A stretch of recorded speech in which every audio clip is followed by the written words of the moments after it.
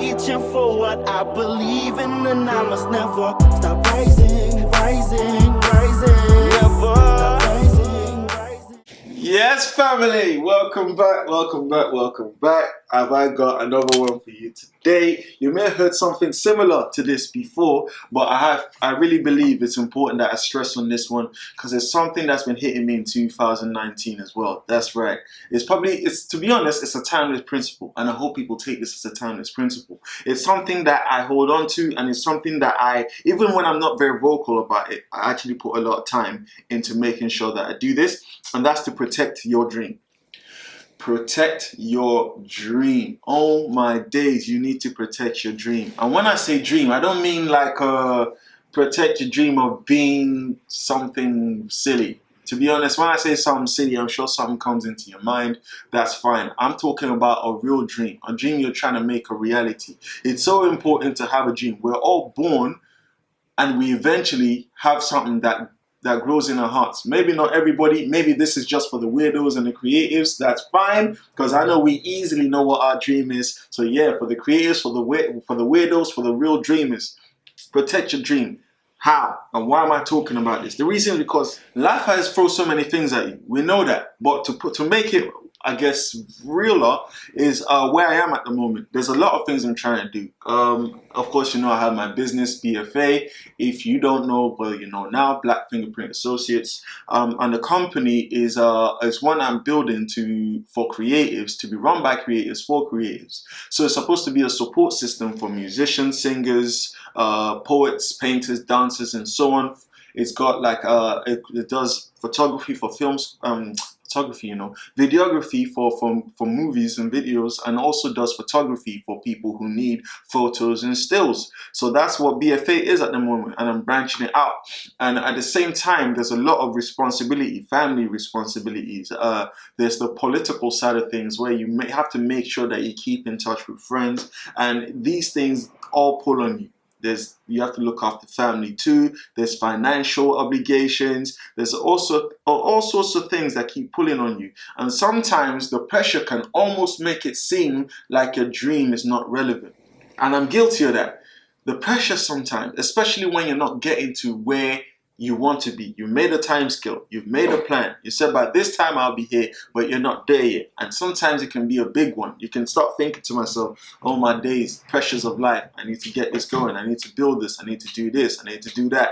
Or you're lying in your bed, oh my days, I haven't done this yet. I need to get up and do it. Oh man, time is coming close. You're calling this, you're calling that. You're sending this email out. You have to go and deal with this. And all these things just fill up your day, fill up your time. And it can feel like the one dream, especially if it's building very slowly, it can make you push it back and put everything else in front of it because of pressures of life, because things happen that you definitely have to answer to. Maybe a relative is ill, or a friend is ill, or a friend's in a bad state, and you have to support them, and you the money that you save for something you have to give to them because they're your friends. These things happen. Your dream is not just getting attacked. It's you getting attacked because you're the dreamer. And it can be hard sometimes to put it in front when there's so many things fighting you for your attention. Which is why I really want to bring this home. It's so important that you protect that dream, especially if it means a lot to you, especially if you were in a tough situation and it was a vision that came very clear to you. I'm using the word dream because it starts as that. But if you leave it alone, that's all it will be.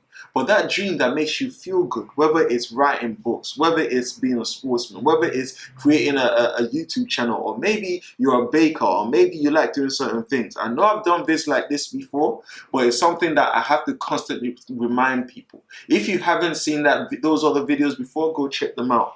And another thing that I think is important that you do is you need to stay away from people who are living contrary to that dream.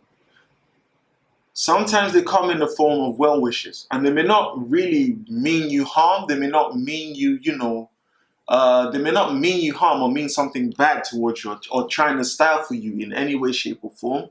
But sometimes even these well wishes are even more dangerous because one, you trust them. Two, you know they don't mean you harm, so it's easier to accept the advice they give you by saying it's like, oh, maybe maybe you need to put this thing aside more and put more time into other things. You know how they come with those little advices? It's like, no, man, no, your dream is cool and I think it's great, but maybe you need to put time into other things. Now, in some cases, they're right. But you really need to look realistically at what they're saying and analyze it. Sometimes it's not great to take take those things, that advice as gospel.